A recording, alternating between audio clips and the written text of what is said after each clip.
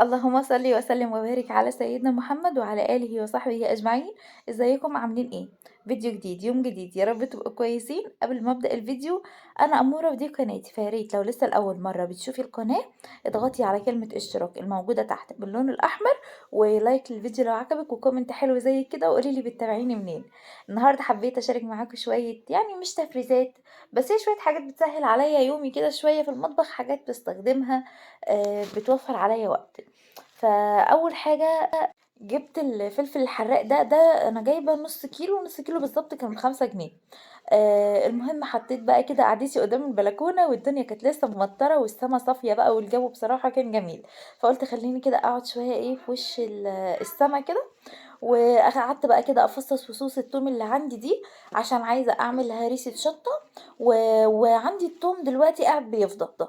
فانا قلت بدل التوم ما يفضى، لا انا اصلا ماليش خلق ان انا افضل افصص توميه توميه. فرحت مقشراهم كلهم كده مره واحده، وجبت قرون الشطه، وقلت خليني اعمل هريسه الشطه، والباقي اخلي التوم عندي مفروم في الفريزر. فجبت كده الفلفل الحراق بتاعي، وحطيت عليه ملح، وحطيت عليه كده يعني قيمة راس كده من التوم.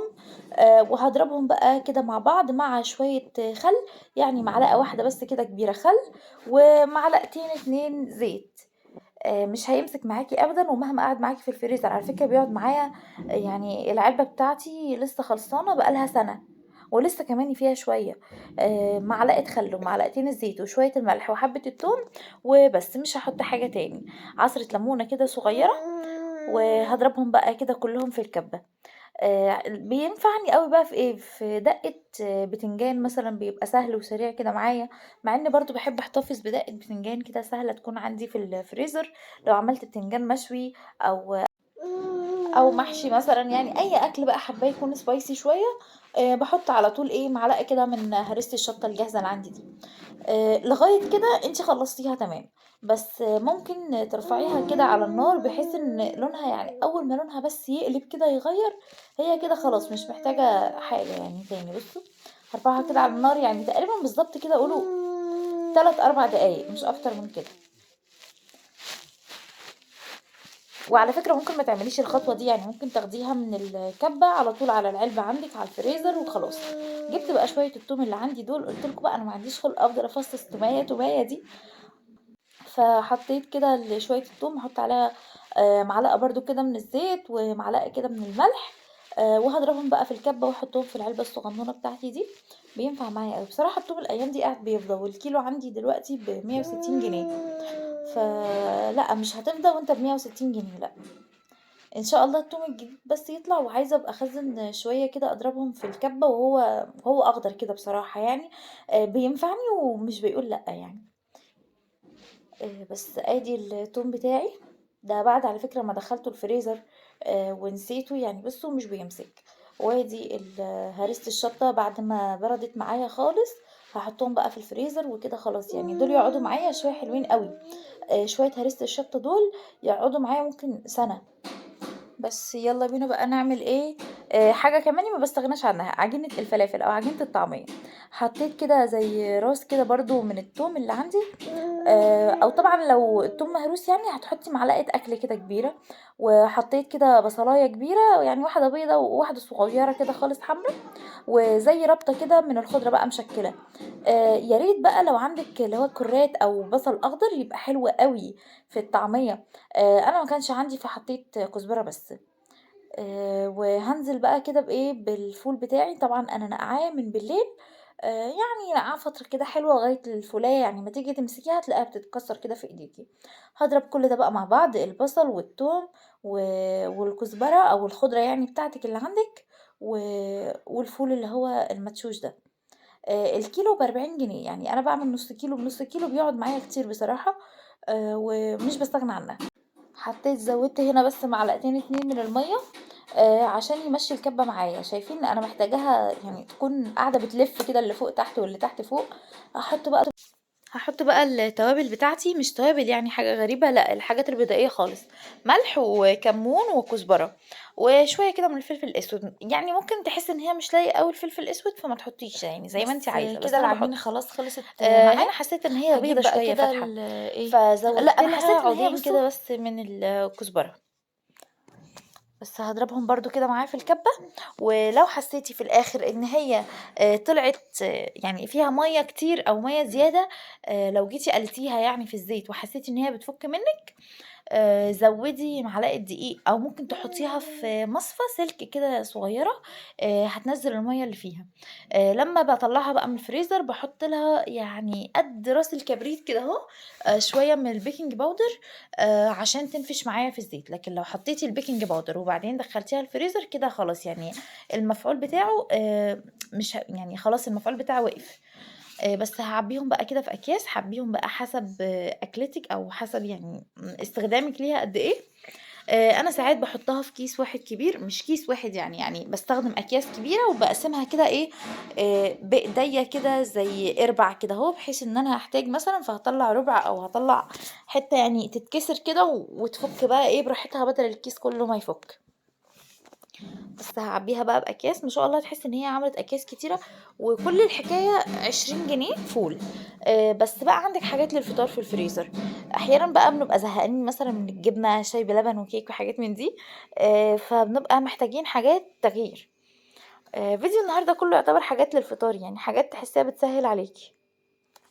هنعمل برضه صينية كيكة بس حلوة أوي، هتعجبكم إن شاء الله. بس كده هاحط بقى الأكياس دي، هُم طلعوا قد إيه؟ 1، 2، 3، 4، تقريبًا طلعوا 5 أو 6. جهّزت بقى كده الأكياس وجِبت المقص بتاعي، هاقص اللي هي حتة الزيادات دي اللي في الأكياس يعني بحيث إن يبقى الكيس صغير كده.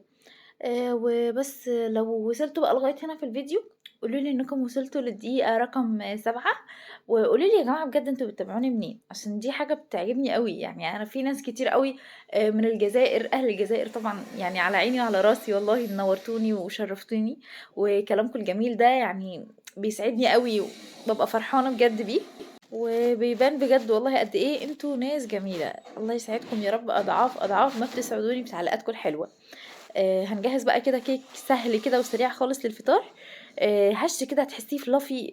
هي ممكن وشّها نشف شوية معايا عشان أخدت لون زيادة في الفرن، هو مش باين هنا أوي، أنا مش عارفة الكيكات بقت بتاخد معايا لون زيادة في الفرن ليه. المهم يالّا بينا نبدأ في مقادير الكيك، عندي هنا 2 بيضة، هتلاقوني كاتبة لكم كده برضه يعني أول بأول المقادير موجودة. حطيت كوبايتين سوري حطيت 2 بيضة وحطيت عليها نُص كوباية من السكر، هاضربهم كويس كده بالمضرب الكهربائي، بحيث إن أنا عايزة حبيبات السكر دي تبقى ناعمة خالص كده ودايبة، مش عايزة أحس بأي حبيبات سكر عشان مسام الكيك يبقى إيه، صغيرة كده مش ما فيهاش مسام واسعة، لغاية كده أمّا اللون بتاعه يبدأ يفتح. ممكن طبعًا تتجاهلي الخطوة دي وعادي وتحطي كل حاجة في الخلاط وتشتغلي عادي خالص ولا يهمِك أي حاجة. الموجود عندِك.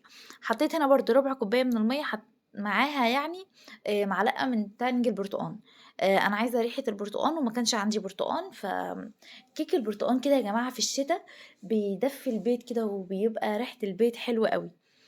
هاحط كماني نُص كوباية من اللبن وهاضرب طبعًا، ممكن تستبدلي اللبن ب بإيه، بمَيّة دافية، سوري أنا حطيت كوباية إلا ربع لبن، بس في حتّة كده ما بانتش، وتِلت كوباية من الزيت أو طبعًا تقدري تستبدليها بزبدة أو سمنة، وبس معلقة صغيّرة كده من الخل. عشان يعني بيزوّد كده الارتفاع بتاع الكيك، وحطيت هنا بقى كوباية ونُص من الدقيق، ومعلقتين 2 من النشا، وبيكنج باودر بقى أو كيك شيف اللي أنتِ بتستخدميه، هاقلّب كل دول مع بعض، وبرضه ما تنسيش ذرة الملح، أنا عن نفسي بانساها عادي، يعني ما انكرش إن أنا بانساها، بس يعني الحمد لله افتكرتها المرّة دي. بس هاضرب بقى كل ده كده بالمضرب، وكده الكيكة بتاعتي خلصت معايا قوامها حلو، وطبعًا، طبعًا يعني يا جماعة الكيك لو بتعملي الخليط السائل الأول وبتنزلي فيه بالبودر أو بالحاجات اللي هي الدقيق والحاجات دي، ما تنزليش دايمًا بالمقدار بتاعِك مرّة واحدة، لإن في طبعًا دقيق بيحتاج مادة سايلة أكتر من التاني. فانزلي كده بالكمية بالتدريج، وطبعًا ممكن تزوّدي معلقة من المَيّة الدافية أو حليب دافي لو حسيتِ إن هي تقيلة شوية.